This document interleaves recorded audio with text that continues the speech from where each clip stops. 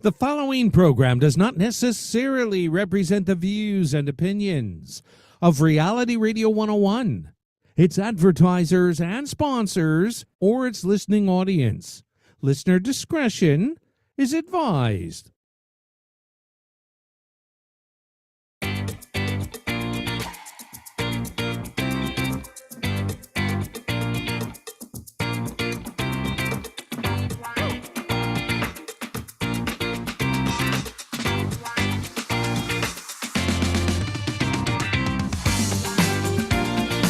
Good afternoon and welcome to the Liquid Green Health Show with your hosts Fred and Janet Cox right here on Reality Radio 101.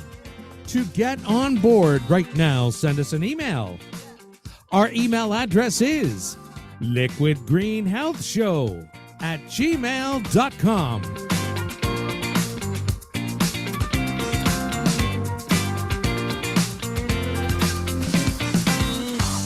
And now, ladies and gentlemen, right to your hosts of the Liquid Green Health Show, Fred and Janet Cox.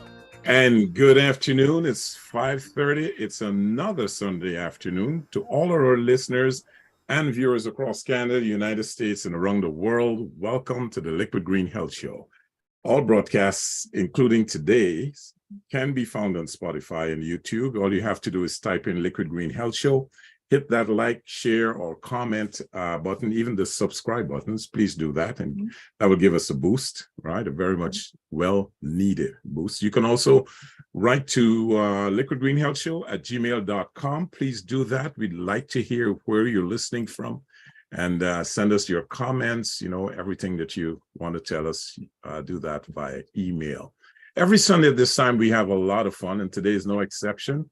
We are offering tips today in an edutainment format. It's designed to stimulate the mind and help bring us one step closer to living a much better, a lot healthier lifestyle. Okay. Now, last week at this time, the entire Toronto was in a heightened state of euphoria. Yeah. Right. We had just completed winning, was it 2 games? Right. And everything was looking, rosy and dandy. And this week. You mean the Maple Leafs? Yeah, the Maple Leafs. Right. Sorry. This week, I hope we're not just chasing the puck.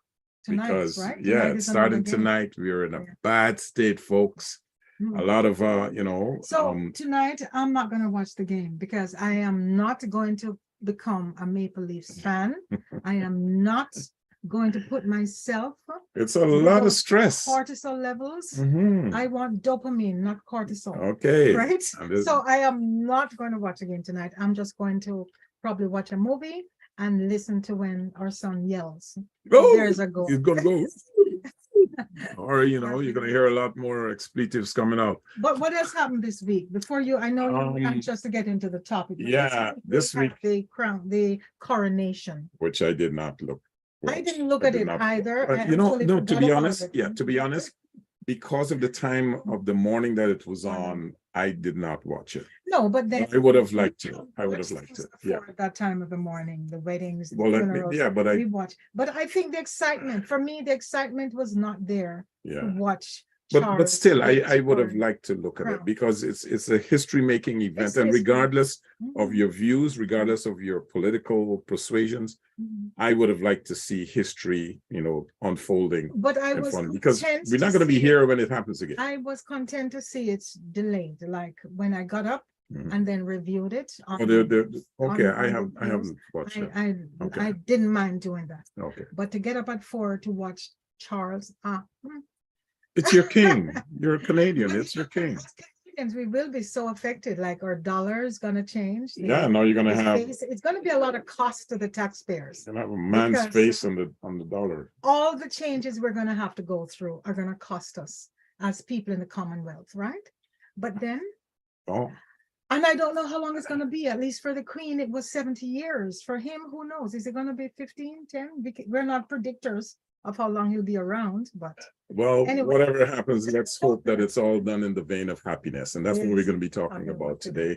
Today, our topic is the pursuit of happiness. And, let us know if you're ready to boost your happiness levels, right? Just send us an email and let us know what you think, right? Share your thoughts with us as to what makes you happy. It may just inspire others to, find a little bit of joy in their own lives. Okay, so Mr. Cox, are you happy today? I'm always happy. Oh, that's impossible.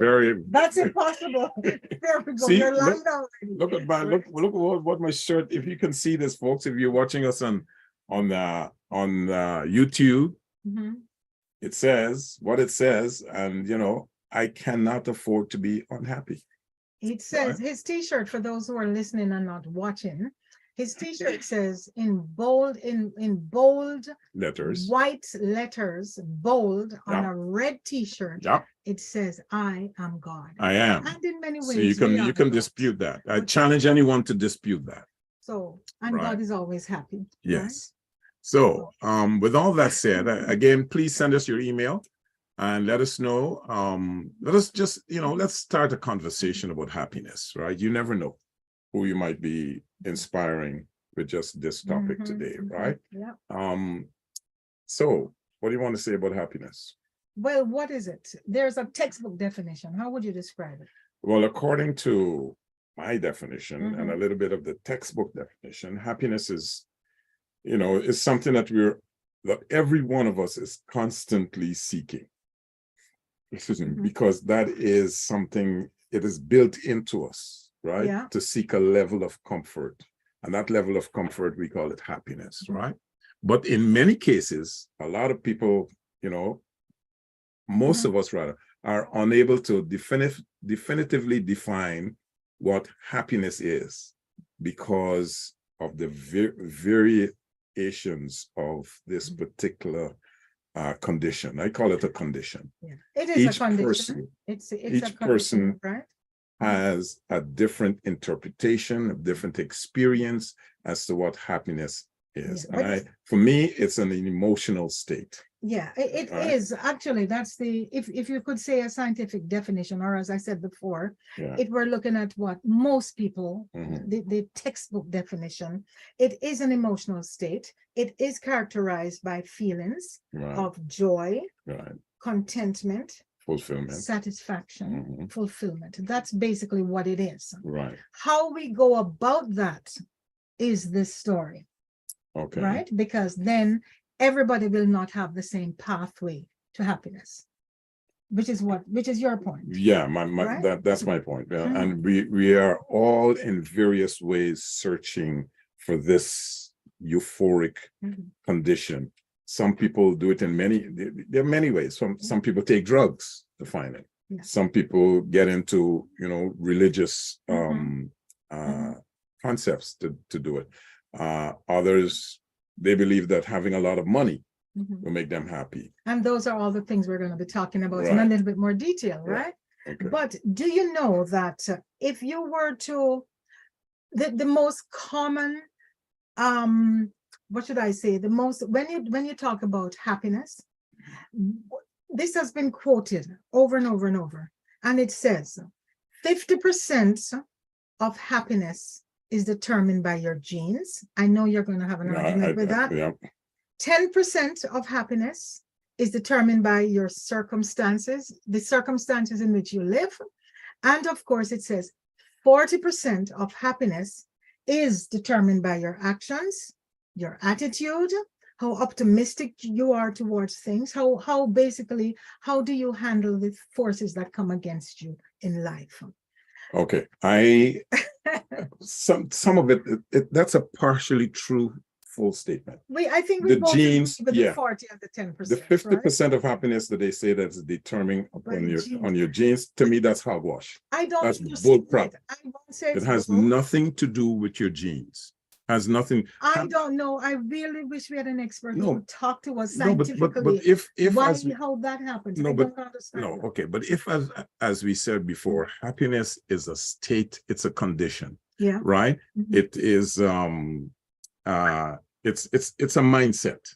Yes. Right? Okay. So if you're going to be saying that happiness is a mindset, the mind has nothing to do with your genetic makeup has nothing to do. That's your physical, right? What manifests from that well-being, that state of mind, it is going to manifest physically in the body, right? Yeah. But it's not the other way around. It's not the body has to be your genes or your genetic makeup has to be in such a perfect state in order for you to be happy.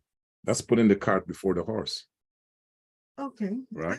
I don't know how to debate that because as I said, I don't understand what the genes have to do with it. It has nothing to do with it. That's somebody. If science says it's 50%, I'm not gonna just listen to Fred Cox. No, but that's hogwash. That's hogwash. Just dismiss it. No, that's hogwash science. Do some more investigation to find out how. Perhaps one of our listeners is a psychologist somebody that can help to explain how that works. Let me explain to me. That is bullcrap science. That's not real science. Okay, what are the things that actually cause us to be happy? Well, it's difficult to answer that question because it varies. There are many things. Exactly. So, and like I said, it could be hanging out with friends. It could be start with it could be hanging out with friends. It could be money. It could be your relationship. There's a wide range of things. So relationships, let's start with that. And when we say relationships, we're not just talking about partners, husband, wife. We're talking about the various relationships we have as humans. Yes. Right? And by the way, can animals be happy? I think they're always happy. I think they're happier than we are. Right? They're always happy. Because they go through and some they of the express same it. emotions that we go through. Yeah. I think everything in nature has a happiness point. Yeah. Before the show started, you and I were talking about growth and the fact that we're never content because we always want more. Because there's always room for growth. The universe is always expanding, and therefore there's always more. Yeah, we as humans have an what's the word I'm looking for? An innate what's the word? Ability, need? No, not ability. Yeah, need? An innate need, desire, or desire to want. Exactly. Right. That's the way we are. Yes. We will always be wanting, and for some people, it may come across as being greedy, right? Selfish, but that's how we are. That's how we're designed. Because and hear why? Because we are a microcosm of the universe, and the universe is always expanding. We will always be looking for something. So is that why no matter how wealthy people are, they always want to make always more want money. Yes. But I do believe, Frederick, that even I agree with you. Yes, the universe is always expanding. Yes, it's in our desire, it's in our DNA to grow. Yes. A child, when it's born, it has to reach new heights. Yes. It has to learn to breastfeed, then talk, then creep, then walk, then, learn to read, go to school, make friends. So we're always in a state of growing, and every state requires a different level. Humans have a ground level, but we have no ceiling. No, we have no ceiling. Because if we hit a ceiling, then we're going to try to burst through that ceiling to the next plateau. Right. Right? But I believe that we can have... I believe that we do have boundaries, not boundaries. That's not the right word. Not limitations. I do believe we have a point, a saturation point, where we can say, I am enough. Yeah, you've had enough of a specific, of a specific thing. And therefore I don't need you can never have enough of life. You can't have enough of life. Right. And if you're searching for, you will always be searching for that comfort level and try to improve upon it. That's all we do. When you get to that level of comfort or supposedly happiness, you will always be trying to make it better. Right. Now, there are key components to happiness. Right. You have balance of emotions and you have life satisfaction. In balance of emotions, you would experience both positive and negative emotions. feelings and moods. Yeah. Right. Mhm. And in that area, happiness is generally linked to experiencing more positive feelings than negative ones. Mhm. Now you hear people, and a lot of times we hear people would be saying things like, oh, I'm always trying to be positive. I'm always positive. It's not possible. Like you said on the show Yeah. just now, you said, oh, I'm always happy. Yeah, Not but possible. that was tongue in cheek, right? but I know it's not possible for you to be constantly happy. But you can even though you always have try. pleasure. You can always, is there a difference between happiness and pleasure? Do you think? Pleasure is part of happiness. Yeah, because Pleasure leads to happiness. right. I believe pleasure is perhaps moments.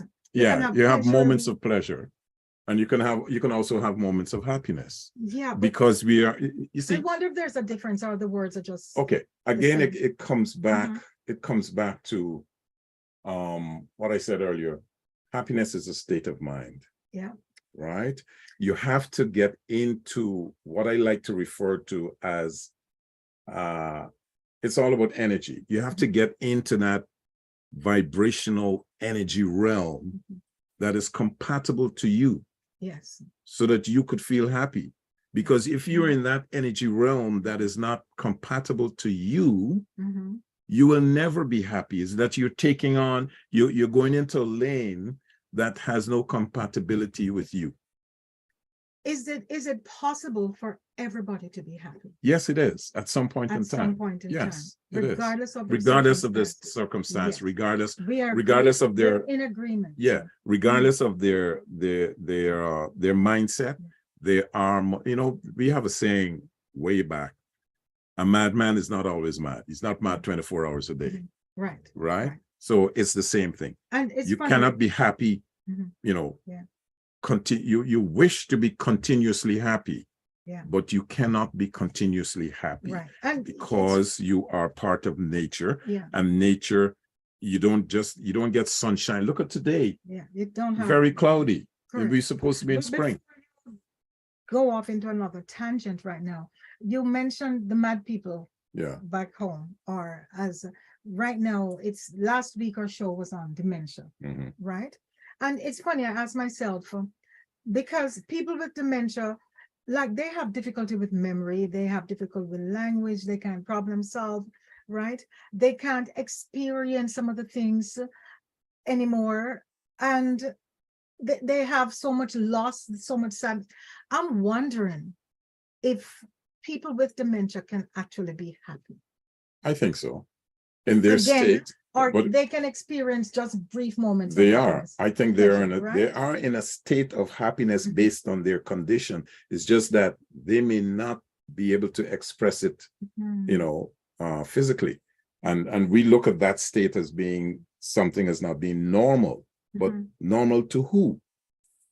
Yeah. You understand? Normal to who? Now, I just want to touch on life satisfaction, right? I said there are two key components to happiness: the balance of emotions and life satisfaction, right? And life satisfaction relates to how satisfied we feel with different areas of our life, including our relationships, as you touched on just now. Things like your work, what you have achieved in life, and other things that we may consider important. So it's how satisfied are we as individuals with those categories: work, achievements, and other things. That determines your level of happiness as well. Because if you're not happy, if you're not satisfied with the pay that you're getting at work, you're not satisfied with how management is treating you at work, the type of assignments that you have, that is going to affect your level of happiness, right?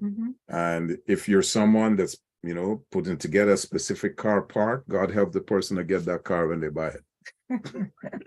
Right? So it's the positive experiences that we must you have to we try as much as possible to maintain that level of happiness. You have to be in that realm, as I said, to recognize it. And what what works good, Imagination. That is what's going to get you there. Yes. That is actually what That is the happiness. greatest, tool to use to get you into that mode of happy feeling. And I think that's what separates humans from the rest of the animals. The fact that we have the ability to imagine. Yes. Right. And that is why we're also, it's almost like a two-edged sword, because you always imagine, you can imagine happiness. Yes. But then you become competitive. You buy a brand new car. Yes. But then guess what? Somebody has a better one, a more expensive one than you. You buy a brand new house. You just move in. Your neighbor house looks better than yours. You're following the Joneses. So you're imagining not being content with what you have, but you're consistently imagining that life could be better. You could be happier. Yeah. And that is what I believe, that there is a threshold where we as humans, we reach a point where we say we're happy enough. Contentment. That's it. Yeah. You're contented. But then the other hand says contentment is the enemy of progress, right? Yeah, because but those people that preach those things, check out where they're living. Talk about where people live. The countries. Consistently, 2 European countries always rise to the top when it comes to happiness. Who are the happiest people in the world? I don't know how they measure it. It's different ways. They measure it. Actually, I wrote some notes somewhere. They measure it in 4 ways. That's Finland and Norway, right? Norway. Yeah, those are the two. The Scandinavian countries, the Nordic countries. Yeah. Yes. And why so? Why? They measure GDP. That means how the country is doing as a whole. They measure the freedom to make choices in your life. Okay. So I guess Americans right now are not very happy because so many of their freedoms that they used to enjoy are being taken away. Yeah. They measure the generosity of the people. And of the government. Measure the way you trust your government. That was one of the things. And they also measure the support you get, not just from the social support. So not like a governmental social support, although that's a part of it, but the support you get from friends or neighbors or the people in your social circles. So, and those 2 countries come out on top. But yet the paradox was, even though these people are the happiest people in the world, the suicide rate is high. I was about to mention that. So then they're not really happy. No. Because if you reach a point, if the suicide rate is so high, and individuals get to a point where they want to commit suicide or they're constantly thinking about it, there's a level of displeasure. But okay, the way in which I understand that, I believe they have a term for it. It's called the happiness paradox. Okay. And the happiness paradox says, if you are too happy, trying too hard to be happy can actually make you sad. Yeah, because you're trying too hard on the physical level to be happy, right? You cannot be happy if you're trying on the physical level, because if you're doing that, you're trying to live up with the Joneses. You mean the physical or the emotional? No. If your happiness is dependent on physical gratification, like buying a car, doing this, having a nice home. But that's not what they're talking about, though. No. That's not what they're talking about. They're talking about the everything. You live in a nice place. You're not envious of your neighbor. You're friends with your neighbor. You do things with your neighbors. You go out, you drink, you eat. Your kids have friends. Yeah, but that does not equate to happiness. Yes, but those are the things they use to say it's wrong. Why these countries are happy. It's wrong. When you compare that to some countries, I go back to the US. Yeah. Another shooting today. Yes. 8 people. Yesterday. 8 people got shot. Yes. It's hard to keep track. Yeah. So it's becoming so normal. Yeah. Right? That if I lived in the States right now, I am going to be a little bit reluctant going to the movie, going to the restaurant, going to the school, sending your kids to school. Like, I think parents are not feeling comfortable. Yeah. Look at us. There's a higher rate level of fear living in North America Yeah. than it is living in those countries, because I watched part of the research that you're talking about, where people will go into a store or a coffee shop and leave their babies outside. Exactly. They can leave without any fear. And you don't want to leave your child in a car for 1 second while you're running to the store to get something. You'll be arrested because that's dangerous. Yes. In those countries, that's not a danger. Yeah. You could leave your purse. They said you could leave your purse with money in a restaurant and go back several hours, and it will be there. And I think that's But that's a level of physical comfort. But when they're talking about now, why are these people still committing suicide? It's because when everybody else is happy and you're not, then you're so much in the minority. But then it's going to be easier. You're going to stand out so much as one of the non-happy people, and that's what I think drives them. But you know what I also think, and I don't know if they mentioned it in that study that you're reading. I'm assuming that those countries have shorter daylight hours.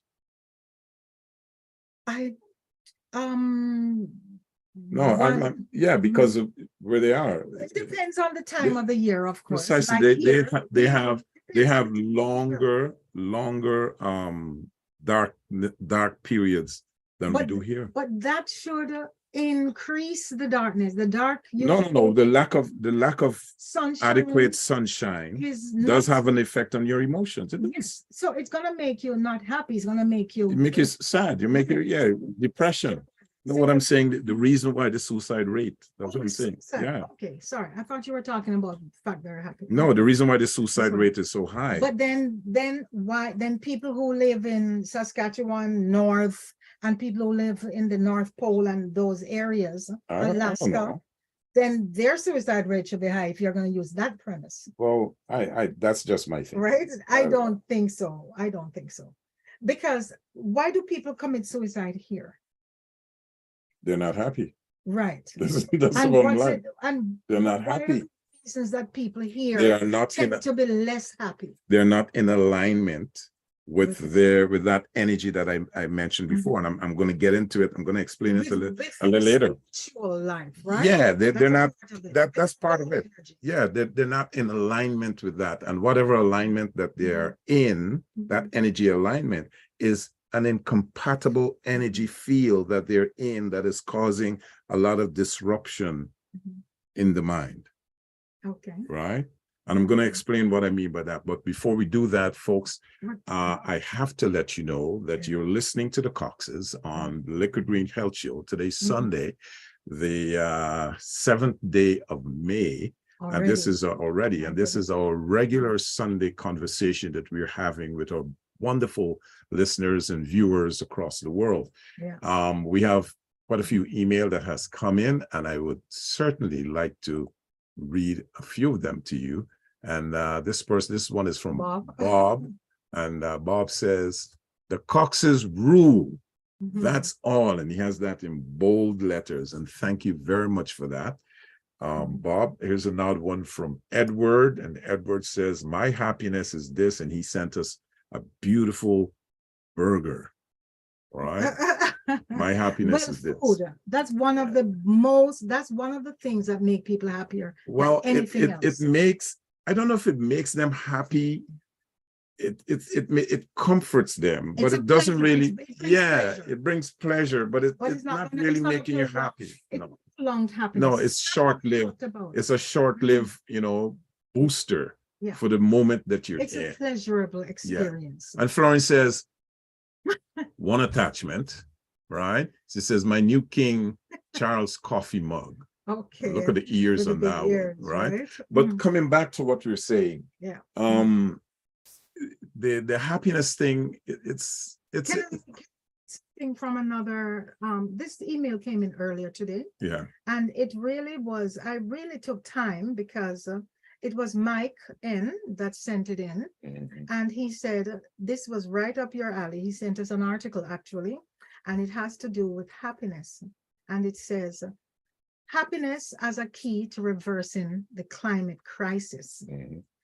Basically, more fun, less stuff.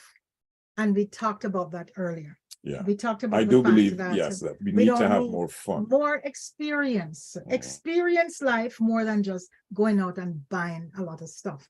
And that is right now, what they said was, it is time to change the goal of our collective. It is time to change the goal of our collective efforts. For example, our economy. The alternative model would aim first to secure the well-being of people and ecosystems. So that's what you keep talking about. Yes. Well-being. Well-being. Right? It's very important. And this involves more than just ramping up new industries and cutting back on consumption.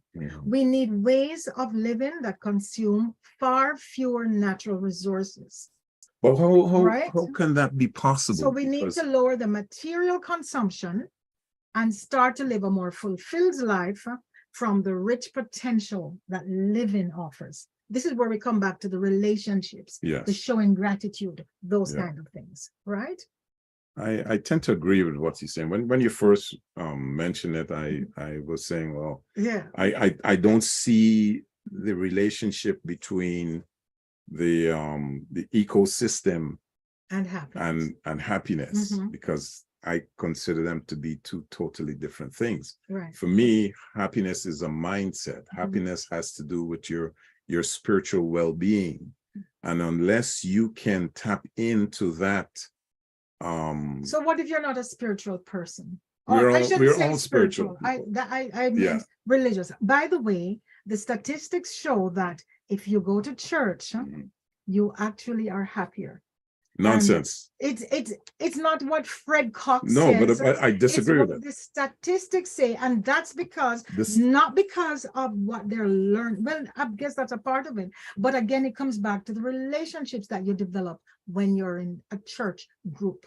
You're a bunch of hypocrites that go to church, that smile with you when you're going in and out of church, but in their mind, right, is as dirty as the dirtiest canal in and you're generalizing, Frederick, and you cannot. But so are they. They're generalizing. He's just whoever did that statistic is a generalized statistic, because there's no proof that anybody who goes to church on a regular basis is a happier person.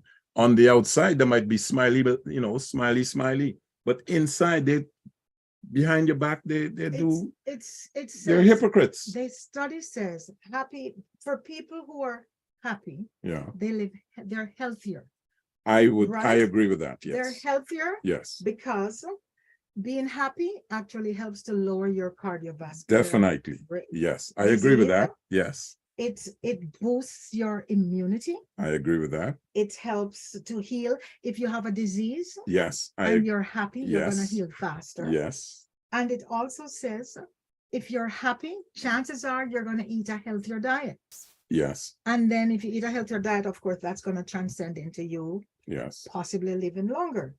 So it also said, that's where it said that if people who go to church and they do, because of the relationships they develop, they tend to be happier. Well, I think the person that wrote that is someone who's involved in the church and realized that the church congregation is waning and they want more people to come to church. That's it. But no. That last part I don't buy. The things that can kill you, though, they think if you're not happy, right? If you're not happy, then you won't have any close friendships. You won't have any relationships that work. No, right? you will have a relationship. You will have a relationship with like-minded, unhappy people, because like begets like, right? So, it comes back. Listen, regardless how we twist it, regardless what scientists and psychologists say, happiness is a mindset. You have got to learn how to tap in to that mindset that is going to make you happy. The problem is everybody don't know how to do it. It's easier said than done. Everybody don't know how to do it. And as a result, there are lots of people, regardless of the age or the economic or social condition that they're in, seek out happiness in various forms. Some people seek it out by drugs. Yeah. Some people seek it out as being, a thief, a murderer, whatever. Whatever they're doing, they are still looking for some form of happiness. And there are signs, right? Okay. There are signs. What about your something else that can make you happy? Your personal growth, your goals. If some people never get happy because they never materialize the goals they set for themselves, do you think that's again? It comes Mm-hmm. back to the mindset. Mm-hmm. Right? You cannot achieve your goal if your mind is not in the right place. Right? Your Mm-hmm. mind has got to be, see, it's okay. It's a lot easier said than done. You listen to these talk show hosts, and you listen to these so-called gurus that go out there, what you call them, not emotional speakers, motivational speakers. Mm-hmm. And they come up with all these fancy terms. So you got to do this, you got to push yourself, you got to do that. Nonsense. Don't matter how you push yourself.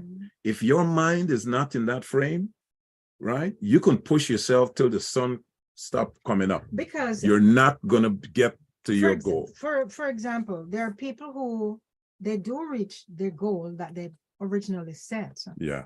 But when they get there, they realize they're burned out. That's really not even what I wanted. Precise, and you hear that a lot of Right, times. yes. So, but things can change, right? Or people will go through a lifetime doing something, and then suddenly one day they'll walk out of a job paying so much money, and they're going to do something completely different. Go and plant a tree or something. Right? And you hear, I mean, just look at what's happening in colleges and universities. A lot of students are going to school to study specific, fields, only to come out and they can't get a job, or even if they get the job, it's not what they want. It's not rewarding, because the happiness is not there. And there's signs of happiness, right, that you can recognize from a very early age if you are living the life you wanted. If you live the life you want, but that makes you happy. If it's a mindset. It's a mindset. It's mindfulness. Yes, correct. It's mindfulness. But it also equates into some physical things, right? Yeah. So but the physical thing that you would experience, again, it comes back to the state that the mind is in, because the universe is going to give you exactly what you are desiring. It has nothing to do with your condition that you're living in. But listen, your child dies, or you win the lottery. You just have to learn to take life as it comes. You have to go with the flow, and I have to. Some people can be totally devastated after the death of a child, or a spouse, or a parent, right? And yet some, they pick up the pieces and they move on, and they become happy again. Is how you deal with it. Some people can never be happy after a certain tragedy. Right. Okay. Because they allow certain conditions to overwhelm them. So, and they're unable to put that aside and move on, go with the flow of life. So basically what I believe the essence is, you have to live in the present. Yes. You have to live in the moment, because we will never be happy if we keep looking back. But how do you live in the moment? If you keep looking back, you keep imagining, I could have done better. I should have done better. What if this didn't happen in my life? What if I didn't find this out? Whatever. But it's okay. It's okay to look back, but don't dwell on it. Don't dwell on it. Don't dwell on looking back. Look back. And then into the future. Sorry, go ahead. Finish your thought. Look back and take what is necessary for today. Yes. Right? Okay. And then, the future will take care of itself. Right? Okay. Live in the moment. The question, though, is, how do you live in the moment? Again, it's easier said than done. You hear a lot of people saying about the mindfulness, the meditation. And this is where I have to give two people credit in my life. Okay. Dr. Mother Hernandez. Okay. Monica Hernandez. Yes. Who originally Yes, he's taught a me rock about the star. secret of meditation. Yes. Mhm. And Dr. Kofense from the Assembly of Spiritual Awareness. Mhm. Those two individuals have really helped me to see life from a different perspective, from a spiritual perspective, and to understand a lot of the things that I understand today. Because one of the things that I always that is always in my mind whenever I read it anywhere is living in the moment. And it's something that Dr. Kofense always say, go with the flow of life. Go with the flow of life. Right. But I can tell you, it's a very difficult thing to do because we live in a cocoon of noise, right? And that noise is massive, massive distraction. But so when you want to be happy, right, it is very difficult to stay tuned in to that vibrational plane that will create the happiness for you. okay, so you talk about that on that level, but there's which basically is something scientific happens in your body, Yeah. right? When you're happy. Yeah. And that's what I guess we can talk about happiness without talking about because it triggers neurons, it triggers certain things, yes, that make us happy. the dopamine and, Right, and the oxytocin and dopamine makes us feel, that is the one, there is a neural pathway. It's at the base in the central of the brain. Yeah. And that is what's responsible for making us feel rewarded, right? Okay. And there is serotonin that helps us, it's to feel happy and content. There's endorphins that give us the natural high, right? And then there's oxytocin that is one creates the feeling of love and trust, right? But what I learned about dopamine is that this is the one where the drugs, if the pathway is interrupted with the amphetamines and the drugs they take, right, that is what creates the problems, right? I mean, if you take those kind of harmful, the too much of mesolimbic it, pathway, it is involved in a complex interplay of signaling. This is how it works, right? And it's synthesized in the brain, and it's released from specialized neurons in response to a variety of stimuli, including what we eat. We talked about that, including how making love or having sex for some people. And of course, it includes the negative things that we do to our bodies, like taking the drugs. Right. So there is also well, we talk about the serotonin and the endorphins. These are chemicals that are produced by the body, that this is what can help us to relieve pain, like exercise, right? Endorphins are often released during exercise, during laughter. And these are the activities that people, when you say your music, you hear the music and you're dancing, etc. It's as if you're on a natural high. You don't need drugs to induce that, right? And what else do you have? Well, I want to talk about creating a state of happiness. Okay, so just before that, then let me finish up with the neurotransmitters and how they work. The last one was oxytocin, and it is a hormone, and this is what's called the love hormone, because it is, if I give you a hug, then, or you see couples walking and they're holding hands, you see children, a mom, the baby jumps up on her and gives her a big hug, that feeling, that is what's released. That's oxytocin, right? It gives you the feeling of trust. This is why you can empathize with someone, right? This is how you can feel happy for someone. So these hormones, these are the things that actually physically work to give us these positive feelings that enhance our overall sense of well-being.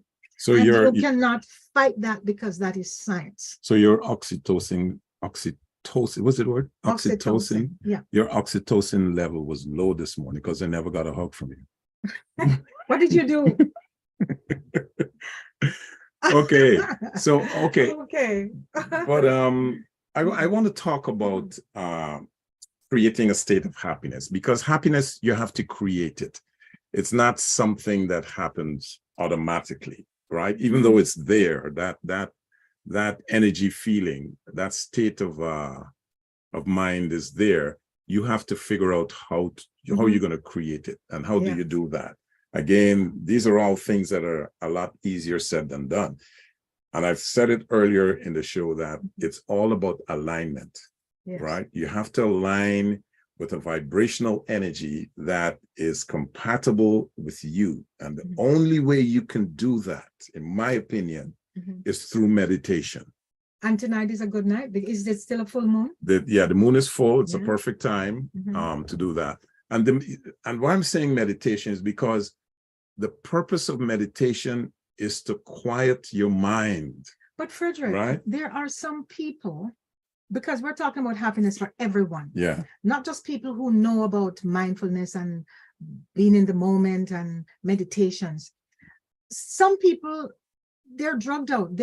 How do you even get to that point where you try to be happy? No, but the person that is drugged out, and if they did it deliberately, it's a search for happiness. Yes. That's their understanding of how they can get to that state, right? Yeah. But that's not the good state. That is a short-lived state that will damage the physical you, right? But when you learn to meditate and you get into and I'm not talking about prayer, because they're two different things, right? One is to quiet the mind, and prayer, the way we were taught, is you're in a noise box. Yeah, we had that discussion previously. So that's different.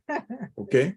So the purpose of meditation is to get into that state where you quiet the mind. And when you quiet your mind, you stop thought. And when you stop thought, you stop thinking. And when you stop thinking, you put yourself in a vibration, in that vibrational mode. Automatically it raises the level of consciousness, and that creates a sense of happiness. Okay, and I'm going to translate all of that, and I'm going to say very simply, when we can make sense of the challenges that we face in life, we can be happy. So you're a mother with no assistance, single mom, you have kids, there's not enough money, your car needs work, there's not enough food, prices are too high. Yeah. But yet you can still find happiness with your circumstances, right? Because once you make sense of it, and then you can start to probably plot some way to get out of that circumstance, then I think that can lead to a form of happiness, that you're not stuck. Yeah, but you're not going to be stuck here. But here what happens. If you keep focusing on your circumstance, right? The universe doesn't care about your circumstance. If you keep focusing on your circumstance and wanting to get out of the circumstance, you're giving yourself more trouble.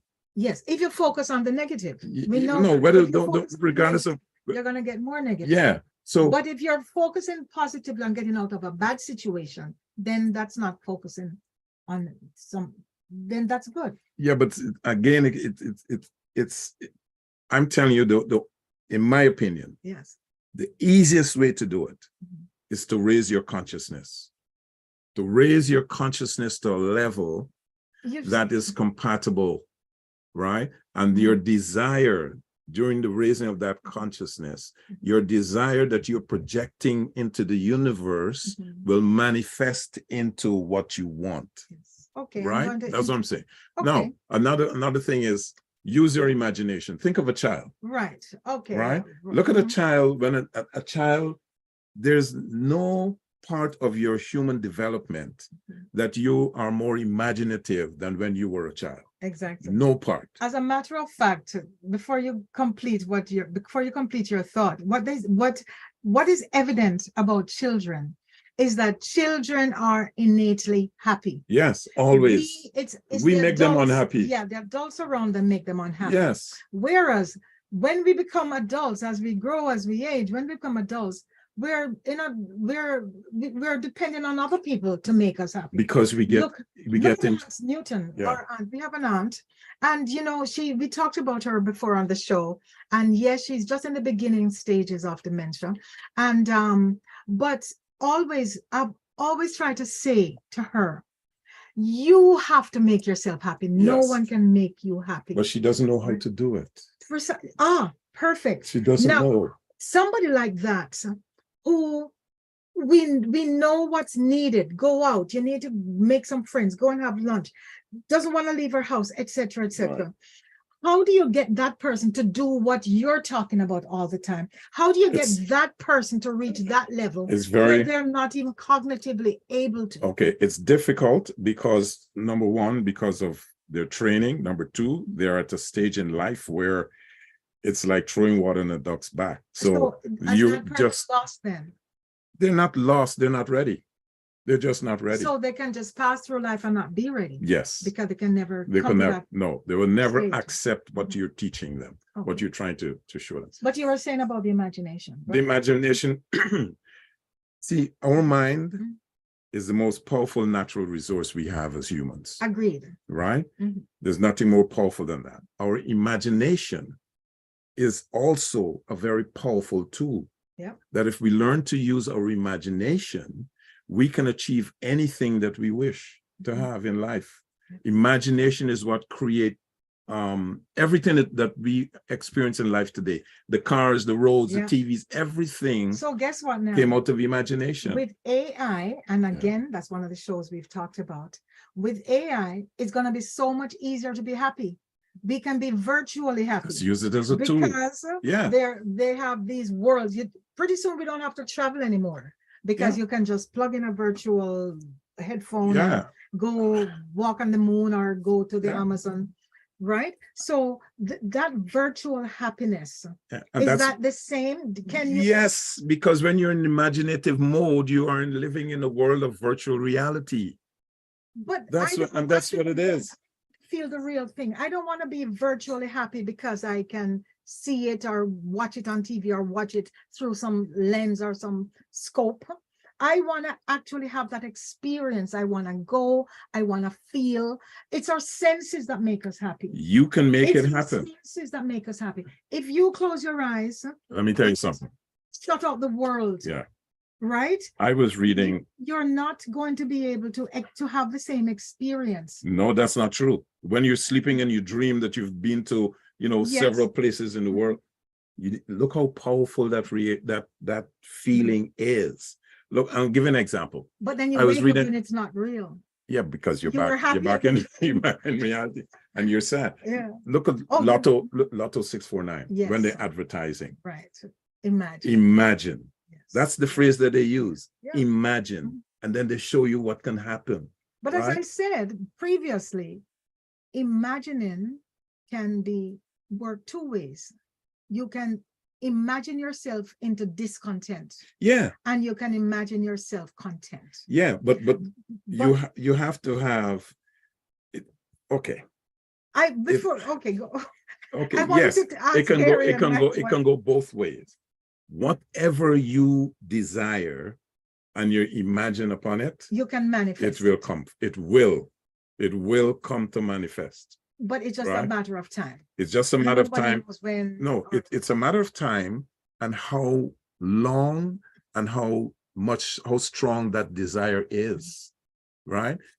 Because the longer you stay on it, is the faster and the stronger. Oh my goodness, guess what? Time is going very quickly. Yes. Jake sent an email and he says, always good subjects and information. We had one from Tammy. Fred is right on this one. Hi, Janet. Your genes have nothing scientifically to do with your happiness. Tammy, I love you. Sadness. I work as a psychologist. I was hoping a psychologist would chime in. Yeah. And I have heard him talk about this. Okay. Thank you for that answer, Tammy, because that's what I said was I wasn't agreeing or disagreeing with him. I said I didn't know. Yes. So thanks for the clarification. Yes. But then knowing the person I am, I'm very much Thomistic. She has to fight me. She has to fight me. Put my finger in the palm. In the wound. Right? I am going to do some more research. Okay. I want to talk to somebody to find out exactly why is that so prevalent a belief And it's not as if they said 10%, they said 50%. That's bad science. Bad science. Here's one from Ken. And Ken says, hello, Cox is from Dallas, Texas. A very good show today. Very interesting. Thanks for the entertainment. Thank you very much, Ken, on that one. And Patty, let me read what Patty said. Wow. Fred really seems to be anti-God, even though he's wearing a t-shirt saying he is God. Anti-church, anti-religion. What happened to him as a kid? Well, I have to be honest with you. I am all of that. I'm not necessarily anti-God because I understand the concept. I understand the concept of the God theory, but I don't adhere to the teachings of what religion says is God. So that's my take on that. And Donna, our final email. And Donna says, happiness, Cox says, is food, sex, and yes, food. And guess what? She's right. Most people would not argue with that. I don't know which comes first, right? Well, let me just get back to one final thing. Now we're really running out of time here.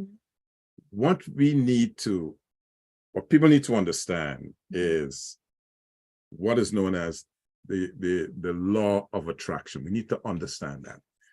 Right? Because that's where your happiness comes from.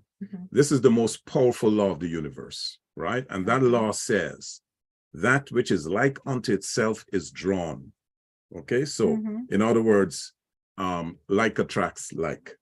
So whatever you put out into the universe in your search for happiness, you're going to get that, right? And once you find yourself on this vibrational plane that I keep referring to, try as much as possible to remain there for as long as you can with your desires. And that's how your happiness is going to come. It can't come from anything else, right? It can't come from material things, even though those are just tools to enhance the happiness. For me, if I have a lot of money, I would be very happy, right? But anyway, I don't know what else to say. The more money I have, the happier I am. There is a point. I've said it before. I'll say it again. You don't need more money to be more happy, to be happy. No, you don't need it, but you don't need more money to be happier. You can be happy. I'm not saying that having more money is not great, but it's not a prerequisite for happiness. If not, we wouldn't have all these millionaires and billionaires killing themselves. I agree with that. Right? I agree with it. But it is a tool to enhance the happiness. State. Yes. If you're in a pleasant state. Yes. If you wake up and you say, I love you. If I wake up and I say, I love you, that sets the tone for a happy day. Yes. Probably 2 hours later, you do something that tick me off and I'm not in love with you anymore. But that's temporary. Then we're not happy, right? Yeah. But you have to be in a pleasant state for good things to happen to you. Again, how do you get into that pleasant state? We talked about the meditation. Right. We talked about the comfort food. We talked about relationships. We talked about gratitude. We talked about having sex. We talked about all these things. It's a compilation of things that make us happy. And the good thing is, no one person, happiness is not the same for everyone. No, it's not. Because I was talking to you about the cruise. I have friends, we love to go on a cruise, but for some people it would be like it would be the worst vacation ever. Yes. But before we leave, because the time is gone, Mike, one sentence, what makes you happy? A beer. I think just being myself and being the way I can be, I guess. Yeah. And I guess working hard, it definitely helps. Being your best self. Yeah, trying to do the best you can, I guess. Yeah, being content with yourself. What about you, Gary? What's the question? What makes you happy? Being alive. Oh, just waking up every day, being alive. That's a good one. That's a good one. That's a perfect way to end. Perfect way to end this discussion. Yeah, it's and hopefully if you're alive, you can learn to be happy. Yeah. Because some people don't worry, be happy. Don't worry, be happy. Some people might could wake up and say, I'm still here. Look at those prisoners that are applying to kill themselves. Yeah. Right. Because they're not happy in the state that they're in. They want to get out and start all over again. But good energy alignment is what it's all about. It helps to keep your circadian rhythm intact, right? And the circadian rhythm is an energy, type of energy that is like the master clock in the body, and things. So, but it's you don't have a lot of time left, folks. So this has been a wonderful discussion without a qualified guest. Yeah. Right. Well, thanks to the psychologist or the person who has spoken to our psychologist. Yes. Yeah. Go ahead. So with that, we have come to the end of our show. It's been wonderful, and as usual, we like to end our show with this wonderful quote that says, "Good health is central to human happiness and well-being. It contributes significantly to prosperity and wealth and even economic progress. And as healthy individuals, we can be more productive and even live a little longer." So until next Sunday, same time, same station, and same crew, this is Janet and Fred saying, let's stay healthy and happy. Tonight. So I'm not watching them. I want them to win. This is Reality Radio 101. Have a wonderful evening, folks. Okay. Bye.